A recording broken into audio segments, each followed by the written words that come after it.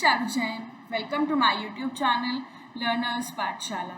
तो इस वीडियो में हम बात करेंगे DSSB NTT और PRT के सिलेबस में जो आपका सब्जेक्ट है जनरल अवेयरनेस, उसमें मैं आपको वन लाइनर्स कराऊंगी इंडियन पॉलिटी के ऊपर। हमने इससे पहले वाले वीडियो में करा था जनरल साइंस का, अब मैं आपको कराऊंगी इंडियन पॉलिटी। इंडियन पॉलिटी में चैप्टर 1 रहेगा हमारा कॉन्स्टिट्यूशन ऑफ इंडिया। ये काफ़ी बड़ा चैप्टर है, तो हम जैसे जैसे टर्न आएगी हमारी टर्न वाइज, जब भी जनरल अवेयरनेस का हमारा सेशन होगा तब मैं आपको कंप्लीट करा दूंगी। एंड हमें सबको पता है कॉन्स्टिट्यूशन ऑफ इंडिया, मैंने आपको सिलेबस में भी बताया था, मोस्ट इम्पॉर्टेंट टॉपिक है। ज़्यादातर क्वेश्चंस इसमें से ही पूछे जाते हैं जनरल अवेयरनेस में। तो स्टार्ट करते हैं। बाकी अगर आप मेरे चैनल पर नए हो तो सब्सक्राइब कर लीजिएगा, साथ साथ वीडियो पसंद आए तो लाइक ज़रूर करिएगा। स्टार्ट करते हैं। The Constitution is a set of fundamental principles according to which state or other organization is governed. क्या कह रहा है? जो संविधान है वो मौलिक सिद्धांतों का एक सेट है जिसके अनुसार राज्य और अन्य संगठन शासित होता है। क्या समझते हैं इसको एक इजी लैंग्वेज में कि कॉन्स्टिट्यूशन क्या है, मतलब संविधान है क्या। आप सबको पता है हमारे संविधान में कुछ राइट्स लिखे हुए हैं, कुछ चीज़ें लिखी हुई हैं और वो पर्टिकुलर हैं, और उसी के अकॉर्डिंग कोई भी राज्य या कोई भी संगठन यानी कोई भी आपकी ऑर्गेनाइजेशन जो है गवर्न की जाती है। अब क्वेश्चन अगर आए कि किसने आइडिया दिया था कॉन्स्टिट्यूएंट असेंबली होनी चाहिए इंडिया की, तो M N Roy gave the idea for the first time. M N Roy ने फर्स्ट टाइम जो है आइडिया दिया था कि कॉन्स्टिट्यूएंट असेंबली बने इंडिया के लिए। ओके, आगे यानी संविधान सभा। कॉन्स्टिट्यूएंट असेंबली क्या होती है? संविधान सभा। The constitution declares India to be a sovereign, socialist, secular, democratic republic and assures its citizens of justice, equality and liberty and endeavors to promote fraternity among them। समझेंगे, ये पॉइंट बड़ा है और इम्पोर्टेंट है।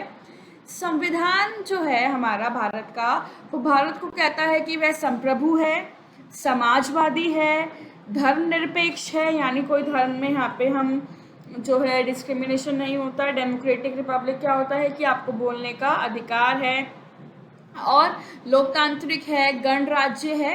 ये जो है यानी कॉन्स्टिट्यूशन भारत को इन सब चीज़ों के लिए घोषित करता है कि भारत हमारा जो हमारी इंडिया है वो सॉवरेन है, समाजवादी है, धर्मनिरपेक्ष है, लोकतांत्रिक है, गणराज्य है और अपने नागरिकों को न्याय दिलाती है, समानता रखती है, स्वतंत्र रखती है उनको।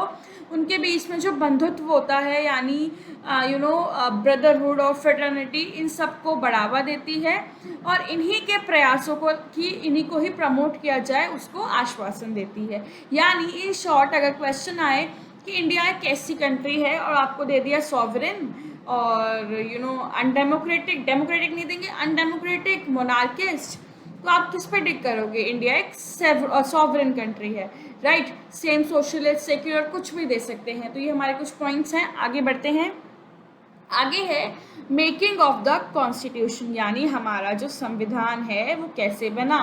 So the constituent assembly was formed in 1946। ये जो है 1946 में संविधान सभा का गठन हुआ था। उसमें क्या हुआ था, किस स्कीम के अंडर हुआ, यानी कैबिनेट मिशन प्लान, यानी संविधान सभा का गठन 1946 में कैबिनेट मिशन योजना द्वारा बनाई गई योजना के तहत किया गया था। ये क्वेश्चन आ जाता है पेपर में, तो इसका ईयर याद रखिएगा और किसने किया था, किसकी स्कीम के अंडर हुआ था, तो कैबिनेट मिशन प्लान। आगे बढ़ते हैं। The total strength of the assembly was 389। अब टोटल स्ट्रेंथ अगर हम देखें तो टोटल स्ट्रेंथ क्या थी? 389 थी, जिसमें 296 जो है वो इलेक्ट किए गए थे कि वो रिप्रेजेंट करेंगे ब्रिटिश इंडिया को, और 93 सीट्स जो हैं वो प्रिंसली स्टेट्स के लिए अलॉट हो गई थी। प्रिंसली स्टेट्स कौन सी होती हैं? Native states. कैसे बताती हूँ। विधानसभा की कुल संख्या 389 थी, इनमें से 296 ब्रिटिश भारत का प्रतिनिधित्व करने के लिए चुने गए और 93 सीटें रियासतों को आवंटित की गई। यानी प्रिंसली स्टेट्स। प्रिंसली स्टेट्स यानी नेटिव स्टेट्स। नेटिव स्टेट्स कौन कौन सी थी? जम्मू कश्मीर, हैदराबाद। तो इन सारी स्टेट्स को जो है दी गई कितने सीट्स? 93। तो क्वेश्चन आए तो आपको इनके नंबर्स भी याद करने पड़ेंगे। ये स्टैटिक जीके है, ये तो करना ही पड़ेगा। आगे देखते हैं। Out of 296 members, 292 were to be elected by the provincial legislatures, while 4 members were to represent the chief commissioners of Delhi, Ajmer, Mirwara, Coorg and British Balochistan। यानी 296 सदस्य जो थे टोटल, उसमें से 292 को प्रांतीय विधानसभा द्वारा चुना गया, यानी प्रोविंशियल लेजिस्लेचर्स के द्वारा चुन लिया, जबकि 4 सदस्यों को दिल्ली, अजमेर और आपका कुर्ग और ब्रिटिश बलूचिस्तान, इनको रिप्रेजेंट करने के लिए चुना गया। सीट्स जो है, seats were allotted to each province and each princely state proportional to their respective population roughly in the ratio of 1 to 1 million। क्या हुआ था? हर प्रांत और हर एक रियासत यानी प्रिंसली स्टेट, उनको उनकी संबंधित आबादी के अनुपातिक रूप से लगभग 1 से 1 लाख के अनुपात में सीटें आवंटित की गई। यानी उनको रेशो जो थी 1 to 1 million, यानी 1 million तक की रेशो में, यानी अगर एक लगभग देखा जाए तो इतनी सीटें उन्हें दी गई।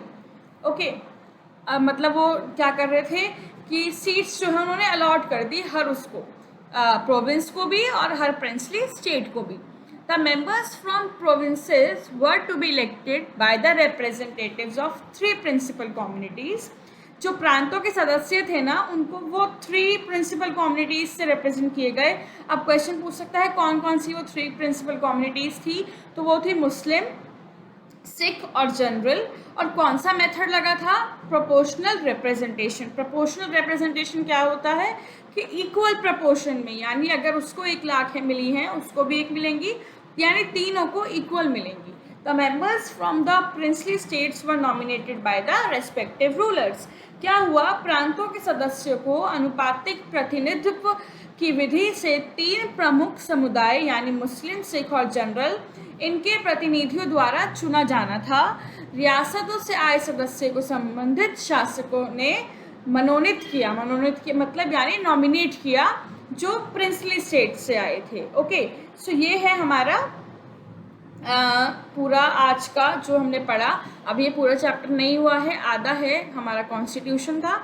आगे जब भी नेक्स्ट टर्न होगी मैं आपको आगे कंप्लीट करा दूंगी। जितना समझ ना आए बार बार देखिए, बार बार देख के इनको अपना फ्लो चार्ट्स में नोट्स बनाइए, सो दैट आप अच्छे से कर पाओ याद, क्योंकि ये तो स्टैटिक जीके है, लर्न करनी पड़ेगी। चलिए फिर इस वीडियो के लिए इतना ही। अगर आपको वीडियो पसंद आए तो लाइक ज़रूर करिएगा, साथ साथ अपने फ्रेंड्स के साथ शेयर ज़रूर करिए जो भी DSSB की तैयारी कर रहे हैं।